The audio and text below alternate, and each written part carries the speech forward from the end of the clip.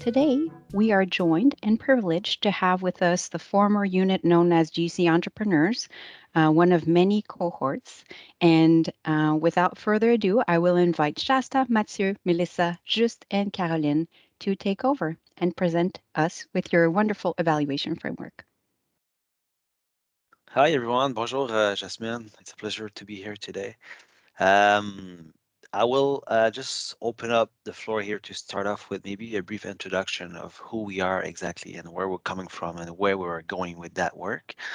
Les GCI, on en est à la deuxième cohorte. C'est des gens qui ont été assignés, choisis pour travailler directement avec, dans mon cas, mon président, avec les sous-ministres, supportés par PCO. C'est dans le cadre d'un travail, d'un groupe de travail avec les sous-ministres, en fait, là, sur l'innovation en général. Puis de là, ont découlé certains projets clés qu'on a repris de la première cohorte, dans notre cas, pour continuer d'évoluer, façonner à notre façon, pour essayer d'un peu clarifier le futur où on s'en va avec ça. Ça étant dit, on est quand même une équipe assez diversifiée d'Est en Est du Canada. Puis on a réussi à se rencontrer quand même à plusieurs reprises pour travailler sur ce cadre de travail-là.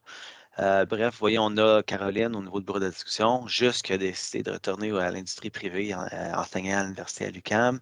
Milsa, who's supporting policy works with FAC, if I recall correctly, and Shasta, which is now avec la commission du grain, et moi-même avec SSC, d'où j'arbore mon logo ici fièrement. Ça étant dit, on est une équipe quand même assez diversifiée et mobile, surtout, c'est ça qui est intéressant, comme vous allez pouvoir constater.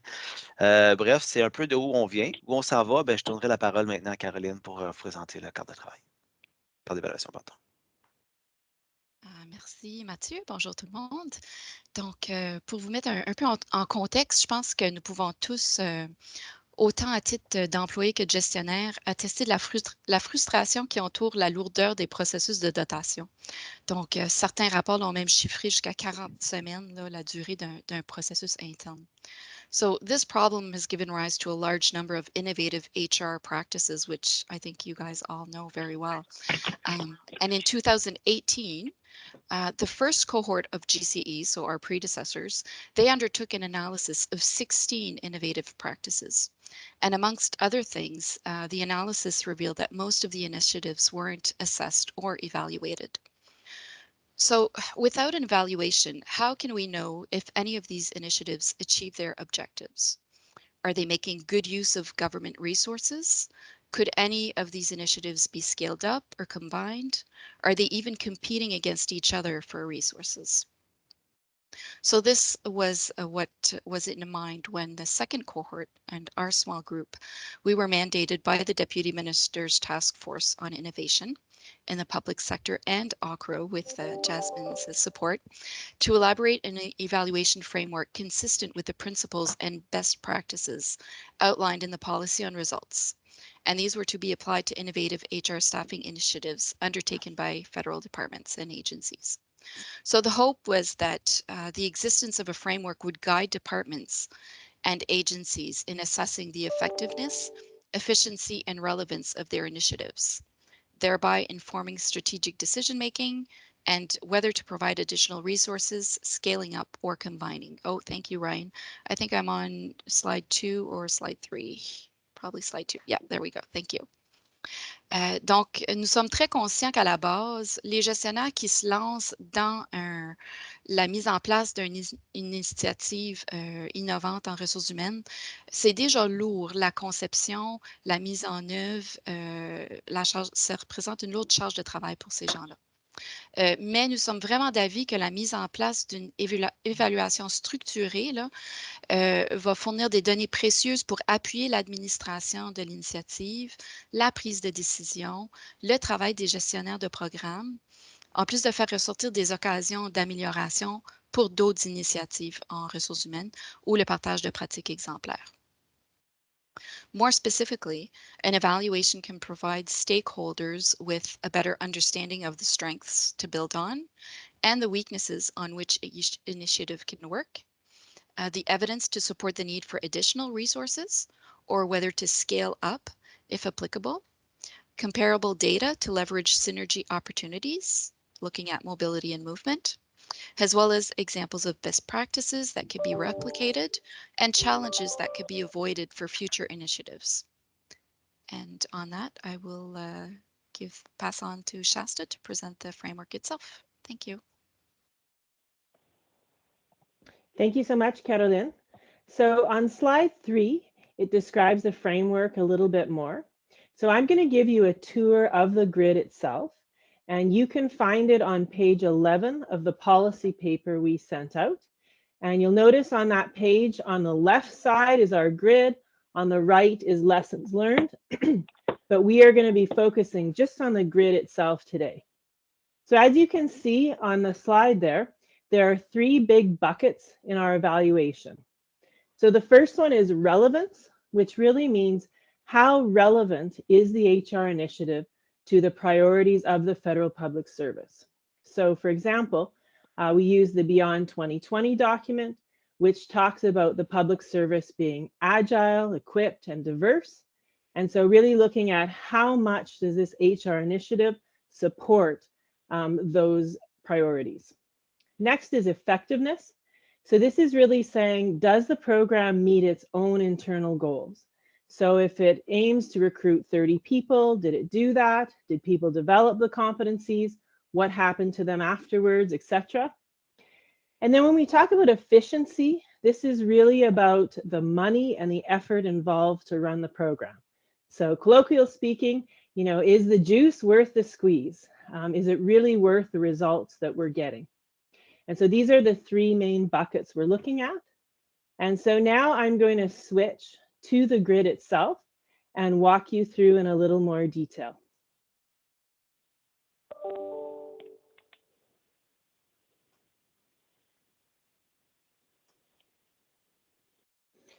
All right, so you can see on the left side is our first bucket, which is the relevance. And I will just walk you first through the columns. So we have our evaluation questions and sub-questions. So the questions are made so that the more general one is at the top. And then as we go down to the 1.1, it's more specific. And the 1.1.1 is more specific yet. So I would like to challenge you as we go through to think about how you might be able to use this grid in your own work. It can be used for other HR initiatives, but perhaps even other government programs it could be used for with some modification. So you might find as you go down, you need to make more modification to the questions because they get more and more specific. Then in the second column, we have the indicators. So this is really about what do I need to do to give this question a fulsome answer. In the last 2 columns, we have the evidence piece. So the idea of the evaluation is it's not just somebody's opinion on if the program is effective or not, but it's really looking at what kind of evidence can we get to support the evaluation. So you see the first one there is documentation based. So there's really 2 types of documentation. So the first are these Government of Canada documents, such as the Beyond 2020 that I referred to. The other could be the internal documents. So things like terms of reference, meeting minutes, program descriptions, anything that the program has itself to describe how it works. The next is the data-based evidence. So these are things like how many people were recruited, how long did it take, how many people did it take to run the program, did people leave the program, all of that quantitative data. Then in the last column here, we have interview-based and survey-based. So you might have a question, well, do I use interviews? Do I use surveys? So the beauty of the interviews is they can provide a lot of depth. So you can go into great detail and have some unique responses, whereas surveys provide more breadth. So it's like, how many people do I want to hear from? If I have a big group of stakeholders, I might choose surveys. If it's small, I might choose interviews. And of course, it's possible to combine them. So to survey the full group, but to interview a few key people. So the idea then is for each question, you're deciding what kind of evidence am I going to use to prove my answer to that question. Okay, now I'm going to focus on the first bucket. So we already talked about organizational needs. If you look at 1.2, it's alignment with the needs of the participant or the target group. So for example, with Canada's free agents, one of the initiatives we looked at Perhaps they want to target millennials that might be more interested in a series of short-term assignments as opposed to being in one position for 10 years. So it really is looking at how is this initiative aligning with the participants we want to attract. Then in number 2, what difference is the initiative making compared to the typical process or method? So one comparison would be the amount of time to recruit. So for the Impact Canada Fellowship in 2018, their recruiting process was about 75 days from poster to position. That's what I'm trying to say. Whereas for the public service in general, it was about 200 days for an external recruitment process. So it's really comparing those two and saying how important is it that the recruitment process is shorter? Does this help us retain the best talent, etc.? Then if we go down, we have the comparison with similar HR initiatives. So for example, we did look at Talent Cloud, which is now defunct, and we looked at Career Marketplace, and both of them are opportunities where you can post job opportunities on a platform. And so it'd be looking at, well, they're similar, but they're different in ways. Do we really need 2 of them, or can we combine them together? All right, the second bucket I'd like to look at is effectiveness here. So that's talking about its own internal goals. So you see under 3.1.1, there's a whole bunch of factors that you can look at. So attractiveness of the job opportunities, the number and percentage of qualified candidates. Just to give you a different example, so for Career Marketplace, they were really looking at how much their platform is used. So for example, in 2018, they had 60,000 hits in a 6-month period. They had 200 job opportunities posted and 300 job seeker postings. So those stats don't in and of themselves prove how well the program is working, but they contribute to that answer. Okay, next on 3.2, we talk about mobility and movement. So this is really about what's happening to these people we're recruiting. Are they finding other positions that are developing their competencies? Are they moving to positions with higher levels of responsibility? What is the impact of our initiative on talent management in the public service? Okay, then lastly, we go to efficiency. So this is looking at the money. This is looking at the effort. If we have a program that recruits 10 people and we have 5 people to run it, well, that may not be a very efficient program, even if it is meeting its goal. So as an example, with Impact Canada Fellowship, it took about 1 1/4 full-time equivalents to run the program, and they recruited 13 people. So we would look at that and say, well, does that make sense? Is that efficient? How does that compare to our typical process? And then the last one here is around best practices and lessons learned. So we really think that with these initiatives, it would be beneficial for them to talk to each other, to share what they've learned, even if the initiatives are quite different. When we interviewed program managers, many of them had quite a low level of knowledge with initiatives outside of their own. And so this evaluation could be a platform to help bring together these various program managers. So once you've done the evaluation, then it's like, what do I do with it now? I have this analysis, but so what? And I guess in our ideal world, it would be great to have a committee that looks at all the initiatives and says, you know, we can scale this one up, scale this one down, combine these two. It is quite complicated though, because some initiatives are owned by one department, some by a group of departments, some are connected to the center like OCRO or PCO. But that is sort of the ideal use. But another use is just to evaluate one program in and of itself. So all of our programs need to have a solid rationale if we can get funding and get ongoing support. So this is really trying to give some hard evidence to why the program should exist. So at the end of the day, the whole purpose of this evaluation is to prove the value of the programs, to find ways to improve, and to ask, to what extent is this initiative relevant, effective, and efficient? So with that, I'm going to pass it on to Melissa to talk about more opportunities for you to apply this work. Thanks so much. Thanks a lot, Shasta. That was a really great comprehensive overview of the framework, and seeing the interest of the group today and getting to speak to the community gives a bit of perspective in terms of how this work has evolved over when we initially started the project a couple years ago now. And ultimately, nous espérons que ce cadre peut être comme un soutien pour vous et votre travail et comme une communauté. And there is definitely a lot to unpack, as Shasta was mentioning. There's such a diversity of different HR innovation vehicles out there. There is, it gets hard to keep track of, and different details or aspects can fit different needs. And ultimately, what we hope this framework will be able to do is to offer a guiding point and a functional foundation for you to start off in understanding the three principles that we were mentioning, the relevance, effectiveness, and efficiency. And in just moving ahead one slide, Ryan, please, that would be lovely.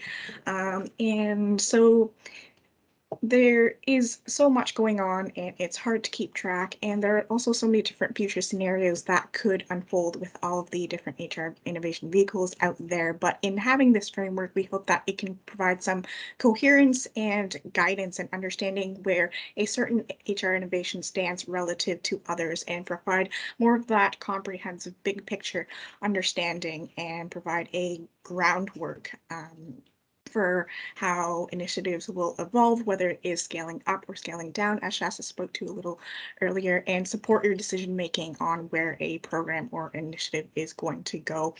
And understanding that evaluation as a function and the data, whether it is more quantitative or qualitative, features significantly in the development of a program, and having that as a front of mind consideration in how things are going to move ahead. We believe that there is a lot of value that can be added and help reduce a lot of the redundancy and duplication of work that can take place in a space of employment as large and vast as the Government of Canada.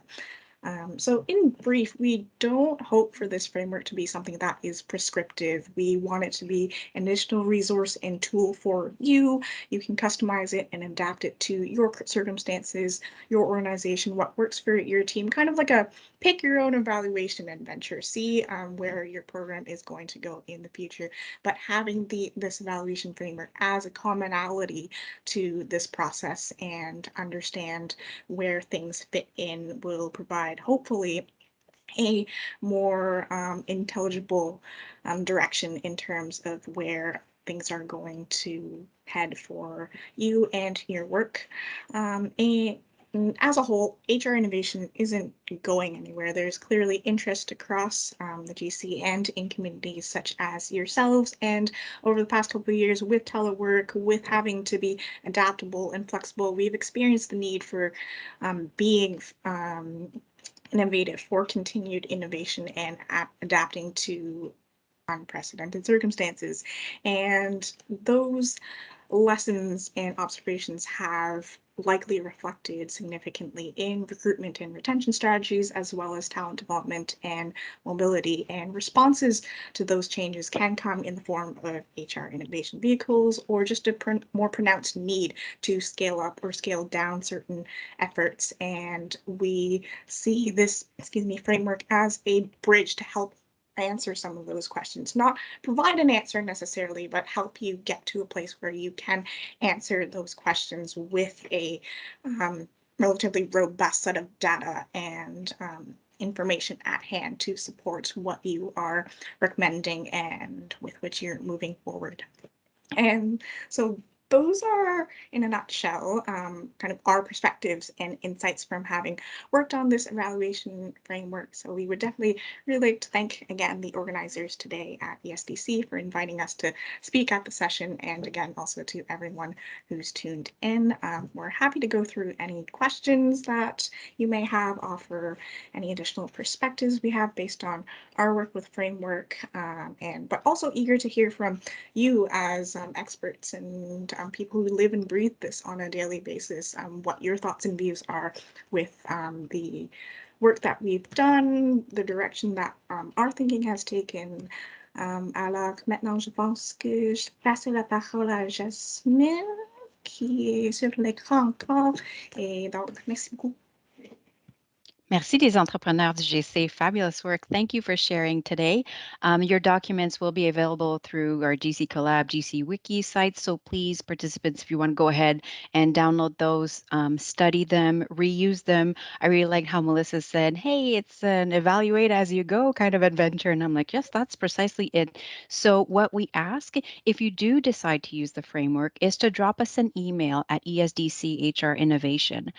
Because we kind of promised PCO that we were going to track how this was going to be used, if it needed some enhancements, if it needed more work, and how we can potentially scale. That's the whole point of this. Donc, merci à tous d'avoir contribué à ce merveilleux travail.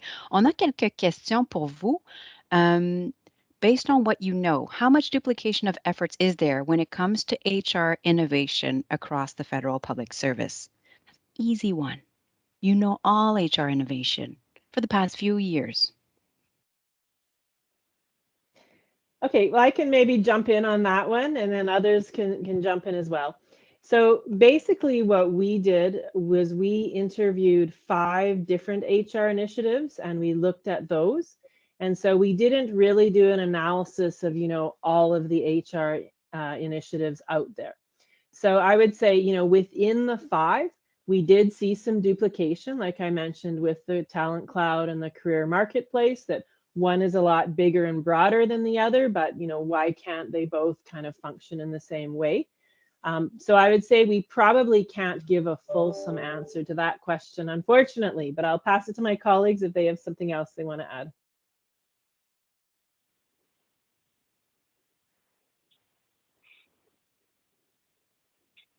Mathieu, je pense que tu es sur mute si tu nous parles. Puis juste lever la main. Alors, vu que lui a été poli, on va lui passer la parole. Vas-y, just all yours. Merci. En fait, c'est une question très intéressante, puis je pense que c'est la raison pour laquelle c'est intéressant d'avoir un framework pour justement pouvoir répondre à cette question de façon plus objective. Ceci étant dit, dans le document qu'on avait préparé, je crois à la page 2, il y a comme un schéma qui vous montre en fait comme un portrait que les GC1 ont fait, qui montre un peu comme les différentes, je ne sais pas si on peut le mettre à l'écran, là, moi je ne l'ai pas, mais qui montre en fait un paysage là d'à peu près une 13 ou une vingtaine d'initiatives innovantes qui existent, avec comme les différents secteurs ou typologies. Donc peut-être que ça peut peut-être répondre très partiellement à la question. Donc il y a effectivement des choses qui se recoupent, mais ce serait intéressant justement d'avoir un framework pour pouvoir répondre de façon objective à cette question-là. Donc la réponse est oui et non. Merci, juste Mathieu. J'ai rien à rajouter. Évidemment. Non, Je pense ça que juste répond bien à la était- question. Je pense que juste était aussi l'expertise côté évaluation au sein de votre équipe. Hein. Donc, lui, dès qu'il prend la parole par rapport à l'évaluation, on est comme, OK, check that box. Another question, how could we approach HR innovation more efficiently?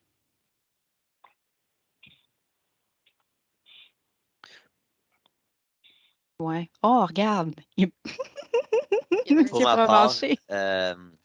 je pense que c'est exactement ce qu'on est en train de faire en ayant cette discussion-là aujourd'hui. Juste le fait d'être capable de partager, connecter, collaborer, ça fait une grosse différence, d'être au courant de ce qui se passe, au lieu justement de réinventer la roue, aussi simple que ça peut paraître. Je pense que c'est une partie de la réponse. Excellent. C'est trop vrai.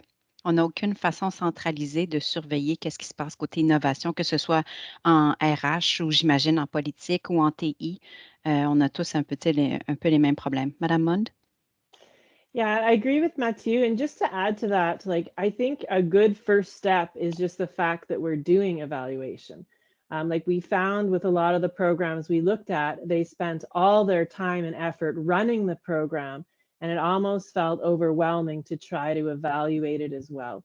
So I think one key for efficiency is before you launch a program to decide how you're going to evaluate it, to decide how you want to collect that data, because to collect it from the back end is very, very difficult and at times impossible.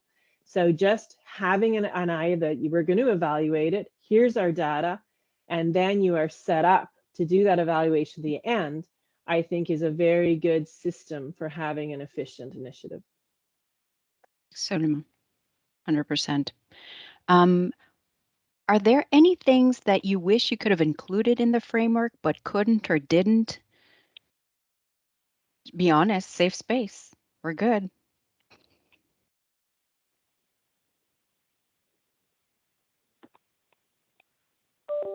Vas-y, juste. Ouais. Oui, ben en fait, if you had time, if you had like let's say an extra 9 months, it would have been nice to have more initiatives and have perhaps a better view on other types of initiative that we couldn't assess because we were based our case studies were based on 5 initiatives only, and perhaps with more time, more people, more resources, we could have done a little bit more than only 5 case studies. However, I think the 5 case studies were so different that it was interesting to see how they address, en fait, comment ils ont avancé dans leur innovation, parce que c'est tellement différent les 5 que ça démontre justement qu'il y a plusieurs trajectoires là, plusieurs façons en fait d'atteindre leurs propres objectifs là. Donc ouais, plus d'argent, plus de ressources, plus de temps peut-être. Toujours. So, and just to add to that, one thing that we started on, but we didn't quite get to the end of it, was looking at some recommendations for platforms to bring this data together. So right now we have the different evaluation frameworks, people can fill it out, but to have a way to aggregate data so you can really compare programs would be awesome. We did talk to the ESDC evaluation team who evaluate like EI and huge billion-dollar programs, and they have a very robust tool. And just thinking about, is there something simpler that we could use for these smaller initiatives? But we didn't quite get there. Because time and money? Ben, peut-être je rajouterais aussi, ben, si on avait votre groupe là, à l'époque, ça aurait été bien aussi. Parce que j'ai l'impression que vous pouvez, en tout cas, peut-être c'est un échange là, mais il y a peut-être des trucs que vous faites qui auraient pu bonifier aussi notre démarche. Est-ce que c'est le cas, Jasmine? Il va falloir que je consulte mes sous-ministres Ok, adjoints c'est bon. avant de me prononcer là-dessus. Ok, c'est bon. C'est sûr que moi, je vois une fonction plus centralisée par rapport à un cadre d'évaluation qui peut s'appliquer à tous les ministères. Et non seulement, ça ne repose pas seulement sur innovation en ressources humaines à ESDC, même si on est peut-être un des plus gros joueurs, ce n'est pas nécessairement ça notre fonction. Donc, peut-être tenir la main ou continuer à tenir la main à nos amis au BDPRH, Commission de la fonction publique ou même l'école. Mais il y a pas de, on n'a pas réussi à trouver une maison permanente pour, ou même le bureau du conseil privé, pour la fonction d'évaluation à travers les ministères. Donc, c'est peut-être quelque chose à développer. Je mets ça sur mon entente de rendement peut-être pour l'année prochaine, mais c'est juste, we'll see. But there's definitely potential and there's a requirement and there's a need. And that's why I find this framework so interesting. Establishing comparables is going to allow us to be more efficient in terms of innovation and not just doing things for the sake of innovation. Why? So one of the questions that we have on Slido here relates to something I'm wondering about, and it's with regards to the literacy level in terms of evaluation that a user would need to have in order to be able to use the framework. If I'm starting from zero, I'm an HR person, I have a wonderful idea, I'm going to prototype this thing. I know nothing about evaluation. How user-friendly is the framework from your perspective?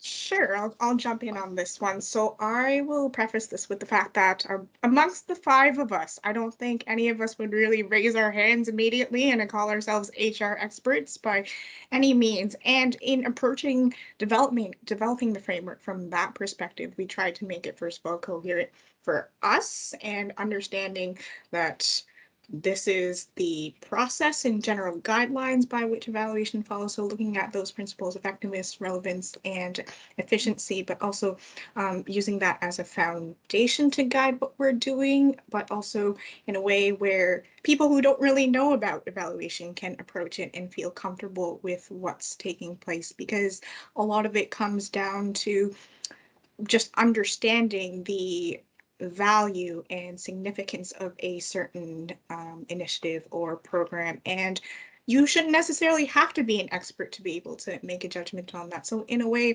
this is kind of like the 101 evaluation framework, and you can take it and apply it to any program, even if you don't proclaim yourself to be an expert. And I don't think by any means would any of us, again, shoot up our hands and be like, yes, we're experts, but kind of we're hoping to equip you with a tool to have the confidence that can be likened to an expert in order to move ahead with this kind of work.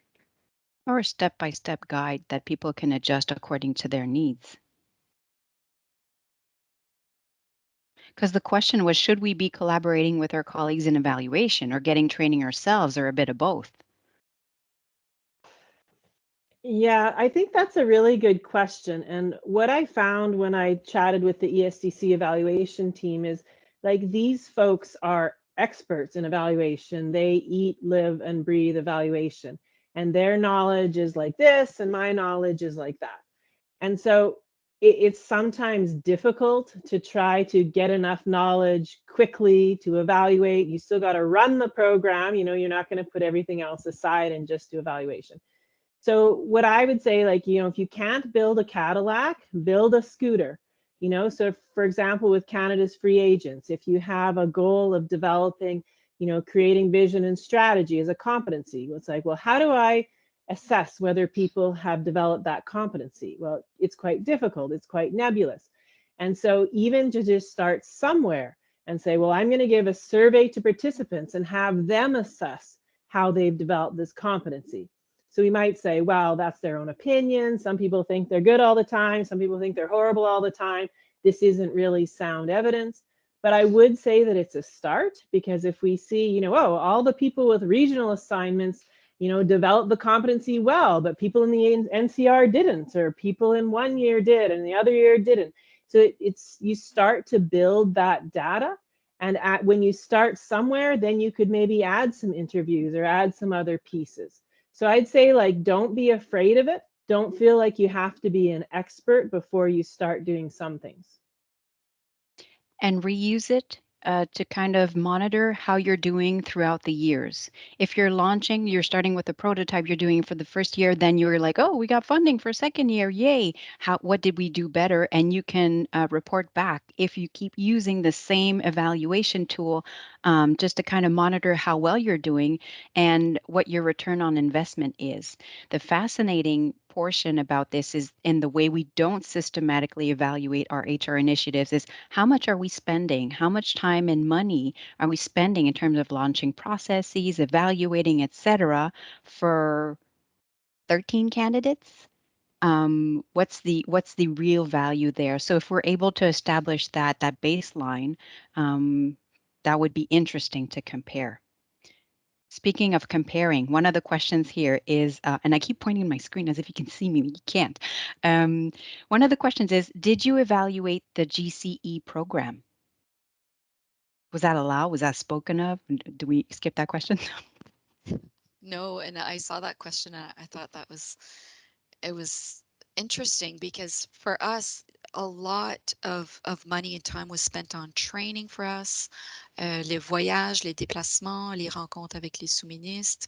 Donc, ça a vraiment été un gros investissement de temps de la part de chacun de nos ministères, mais il n'y a pas de moyen qui a été établi pour vraiment évaluer, quelle a été la valeur. Mais si je regarde mes 4 collègues, nous sommes tous passés à différents postes entre-temps, donc soit changer de ministère ou même au sein de nos propres ministères. Donc, en ce sens-là, que ça nous a permis de passer à autre chose, développer d'autres compétences.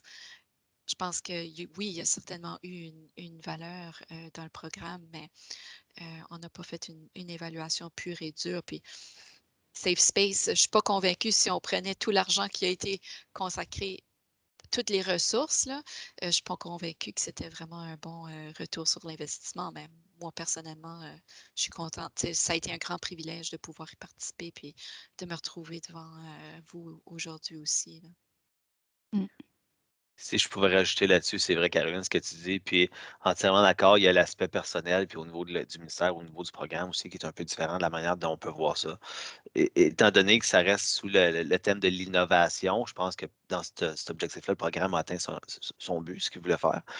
Pour nous personnellement aussi, mais c'est sûr que alors, je pense pas que c'est un des exemples qui pourrait être scalable, vraiment, là, de la nature de la chose. Donc, c'est peut-être Intéressant. volontaire d'un côté qui n'a pas été évalué là, pour ces raisons-là. Ça va pas. Merci. Another question, in your opinion, what are the historical reasons why HR doesn't have as much of an eye on evaluation? As non-HR experts, what is your perspective on that? Or as HR, il y en a peut-être qui sont RH là. Why wouldn't we start with evaluation by default? Isn't that how we run a business? Ouais, juste. Ouais, I think Shasta made the point in her presentation that because it is an innovative initiative, the time that le responsable de projet doit mettre sur la mise en œuvre est déjà comme beaucoup. So the person doesn't have time to, at the same time, do evaluation or prepare for an evaluation. So I think usually, well, that's en fait, c'est un peu la façon dont je le vois, puis je l'ai vu quand j'étais à Développement économique Canada aussi, quand on avait des initiatives d'innovation.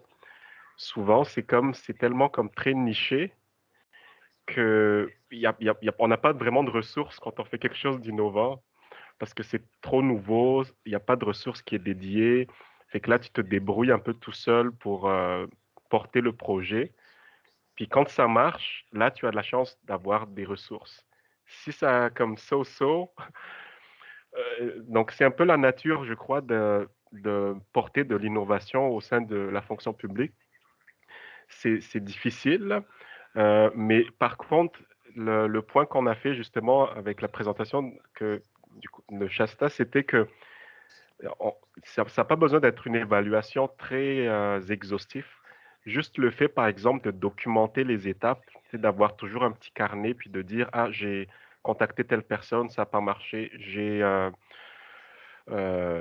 fait telle affaire, puis voici ce que ça a donné. Juste le fait, ou peut-être de s'enregistrer, là, d'avoir comme un petit enregistreuse, puis d'enregistrer un peu les étapes, ça aide plus tard. Après ça, tu n'as plus besoin de vraiment faire une évaluation formelle, mais au moins tu as une documentation qui est prête là quand même. Là. Donc, ce serait un peu mon point là-dessus. Là.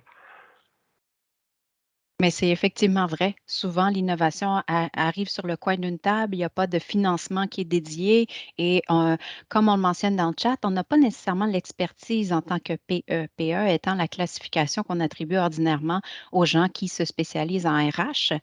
D'emblée, on n'a pas la formation, donc ce n'est pas comme un prérequis. Donc, peut-être que c'est pour ça qu'on n'y pense pas. But very interesting point. Just to touch a bit on what you just mentioned, just about the innovation space, what advice would you have for aspiring HR innovators and seasoned HR specialists wanting to innovate? Easy question again. Yep. Comment est-ce que vous l'avez vécu, vous? pense qu'il y a deux aspects à ça que j'ai pu observer. Ça va beaucoup avec la culture de l'organisation aussi, qui est ouverte à recevoir la discussion sur l'innovation. Si ça part pas de là, ton parcours, c'est sûr qu'il va être un petit peu plus ardu pour avoir certains résultats. Ça, c'est Dans nos cas, en tout cas pour ma part, c'était quand même assez réceptif, fait que c'était pas trop pire. Là. Mais puis il y a toute la culture au niveau des comment on vient qu'à travailler ensemble, puis les différents types d'employés aussi. Bon, tu as les millennials là-dedans, il y a nous autres. Là, chaque tranche d'âge, on dirait qu'on a un peu nos façons de faire. Fait que c'est peut-être de rester ouvert à l'innovation en général. Là, le statu quo, dans le fond, challenge un peu le statu quo aussi. T'sais. On n'est pas exactement au fédéral, dans le contexte le plus flexible et le plus... on n'est pas des champions de l'innovation, disons. On a certaines règles et contraintes qui font en sorte que peut-être qu'on bouge un petit peu moins vite que les autres. Mais bon. Good advice. Thank you. And just to specify, for those who haven't studied your framework like you and I have, which were the HR innovations that you worked with? Which ones are the ones that you evaluated? I think you mentioned 5.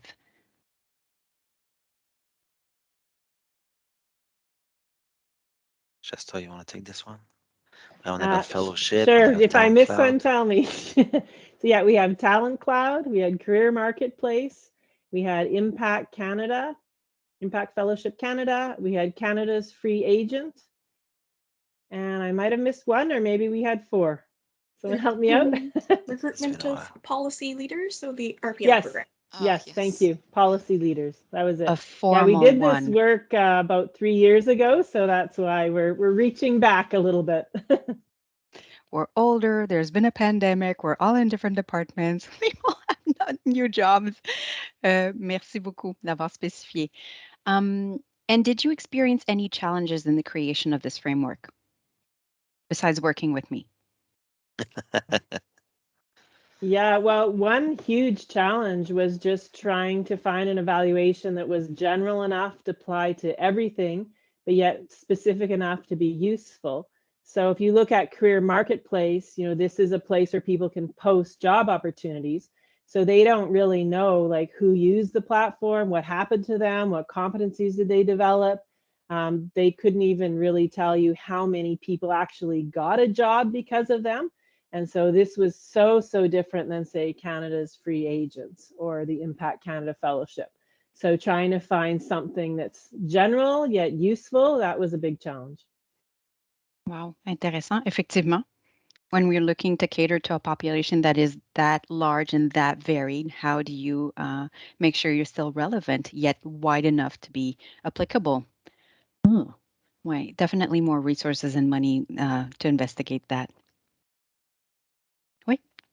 Ouais, je rajouterais aussi que souvent, quand on utilise le mot évaluation, les gens pensent tout de suite comme ils vont comme venir comme dire Petite des choses allergie. négatives. C'est ça, fait que c'est un peu... Bon, bref, donc il y avait aussi cette question, est-ce qu'on l'appelle évaluation, est-ce qu'on le met juste framework? C'était un peu pour pas que les gens voient que c'est comme le bâton qui vient, puis que c'est comme, you're doing something wrong. So I think there's a challenge on that part as well to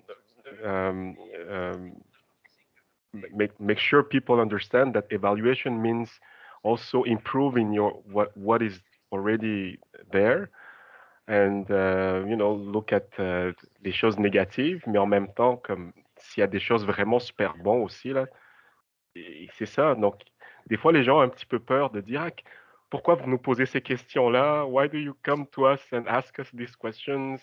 Are we so anyway, je pense que c'est un autre enjeu aussi. Mais ça s'est bien passé, je vous dirais, quand toutes les rencontres qu'on a eues avec les entrevues, c'était quand même bien. Là, quand les gens comprenaient pourquoi on le faisait, c'était quand même bien, une bonne ouverture. Là. Mais il y a quand même une certaine connotation quand on débarque avec le mot évaluation. Surtout gouvernement, on va dire, oh non, notre financement ou notre perpétuité est en danger. Effectivement, c'est intéressant. How do you ensure inclusivity and diverse groups in creating this framework? Do you account for that is it embedded in the framework? Is it something that users will have to add?